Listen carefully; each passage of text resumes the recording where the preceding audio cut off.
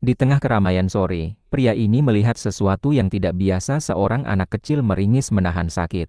Tatapannya langsung tertuju pada jari mungil yang terlihat tidak normal. Patah. Tanpa panik, ia bertindak cepat.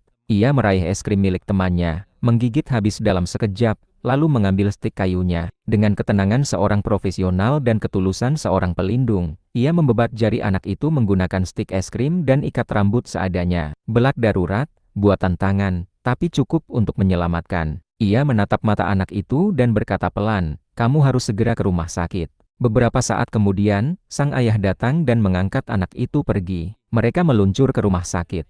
Sesampainya di sana, dokter mendongak dengan heran melihat belak darurat tersebut. Ia menggeleng pelan dan berkata, "Tanpa ini, jarinya mungkin tak bisa diselamatkan." Dokter pun segera memerintahkan CT scan.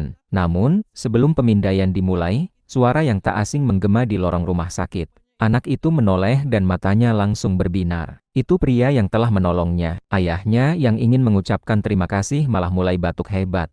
Pria itu menghampiri, meletakkan tangannya di dada sang ayah untuk mengecek kondisi, namun sang ayah menolak, mengaku baik-baik saja. Tapi hanya selang beberapa detik, tubuh pria itu ambruk ke lantai. Perawat segera datang, namun hanya membawa masker oksigen. Sang pria yang membantu anak tadi tahu, ini bukan sekadar pingsan. Ia memejamkan mata dan seperti terhubung ke dalam tubuh sang ayah. Sebuah visual 3 dimensi jantung muncul di benaknya. Ia melihat yang tidak dilihat orang lain. Jantung itu telah berhenti berdetak.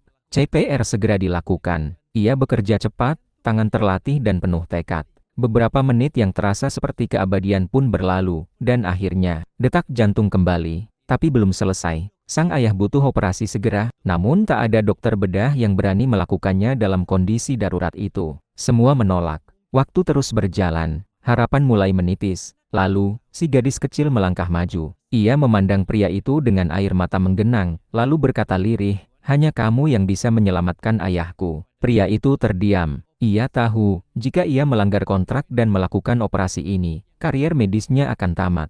Tapi sebelum ia sempat melangkah pergi, tangan mungil itu menggenggam jemarinya. Anak itu mengeluarkan satu-satunya koin yang dimilikinya, dan meletakkannya di tangan sang pria. Air matanya menetes perlahan, dan pada detik itulah, pria itu tahu, tidak ada kontrak, tidak ada aturan, tidak ada ancaman karier. Yang lebih penting daripada satu nyawa dan satu harapan. Ia mengangguk dan masuk ke ruang operasi, siap mempertaruhkan segalanya.